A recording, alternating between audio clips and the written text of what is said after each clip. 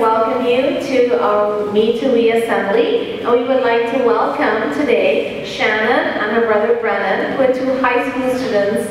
These two fine young students are giving up their time at school today to be here to talk to you about what it means to share and to take care of other people. So I'd like you to put on your really good listening behavior and show these two fine students that you are ready to learn what it takes to be a giving person. You're going to learn today what it means to be giving in our school, in our community, and to other people across the world. So a round of applause to welcome our two students, Shannon and Brennan.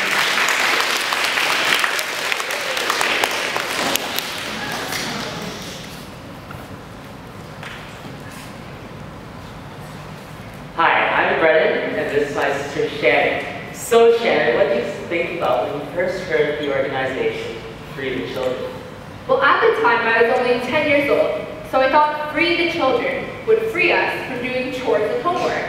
I know, right? I even thought Free the Children would give us the freedoms to play video games whenever we wanted, sing Justin Bieber songs all day long, and hang out with my Barbie dolls in the basement.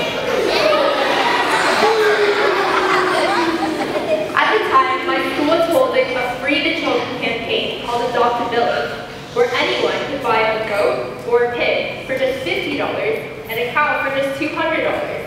I thought it would be so funny if I could break my piggy bank trying to buy a pig. So that day, I counted 5,001 pennies, just enough to buy the pig. I was so excited, thinking that the pig would be delivered straight to our door. I just couldn't wait until I could hold Piggy Petunia in my own arms. I would read her bedtime stories, feed her bacon. And then we realized that Piggy Petunia would not end up on our doorstep, but instead, someone else's, halfway across the world. It was then that we realized that Free the Children wasn't meant to give us freedoms from what we didn't like, but instead, for people like me, Shannon, and all of you, to help kids who are less fortunate due to poverty, hunger, and child labor.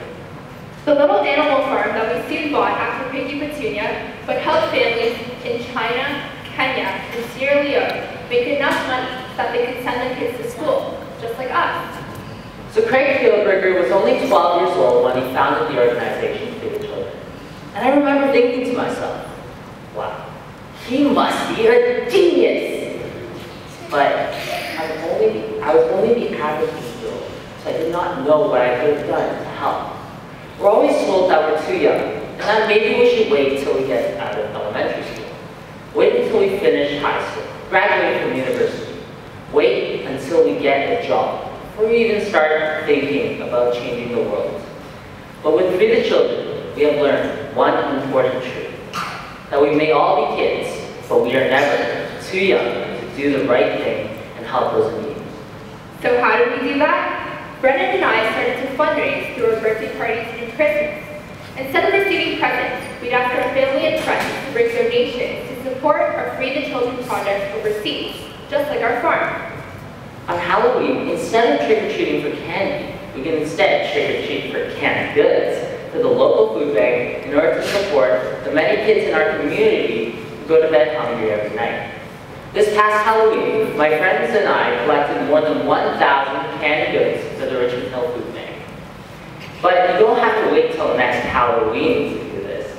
Your school, and listen to the announcements, your school is going to be running a food drive, and you can not only support the people who go to bed hungry every night, but also you can show some school spirit, right? So support your school and support those people as well. These are all very simple things that kids of all ages can do.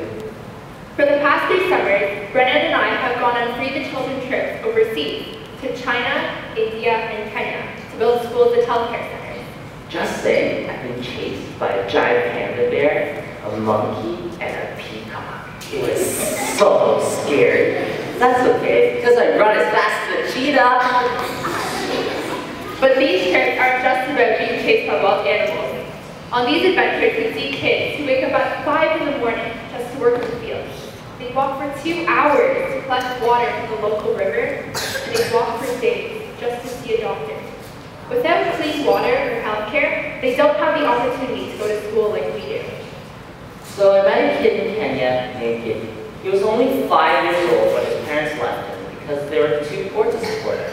So while walking in a field with him, he asked me if I wanted to play the game of soccer with his friends. Well, I was confused because there was no soccer ball. But out of his pocket, he took a rusty-colored pebble, and he dropped that pebble to the ground. The game began. Really? A pebble instead of a soccer ball? How are we supposed to play, I wondered. But one of the happiest moments of my trip was when I scored that first goal.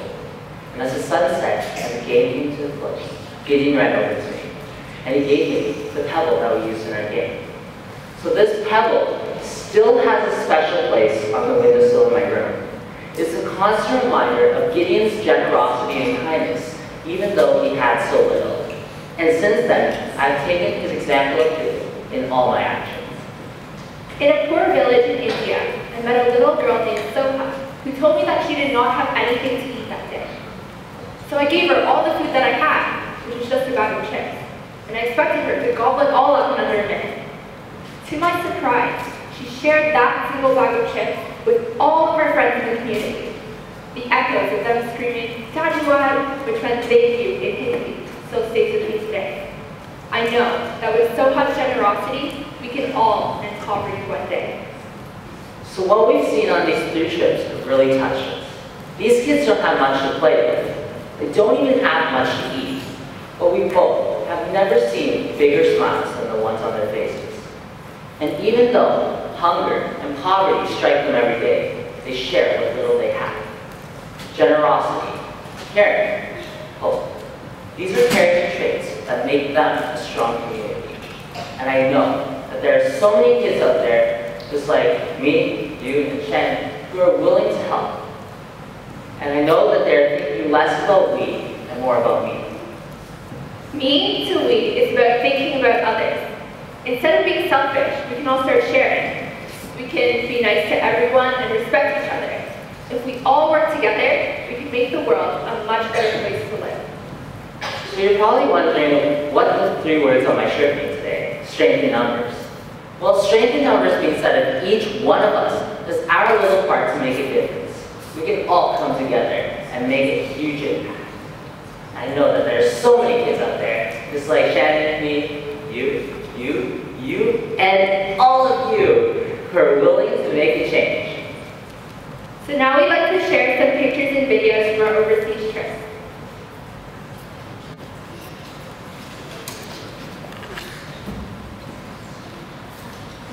This is a picture.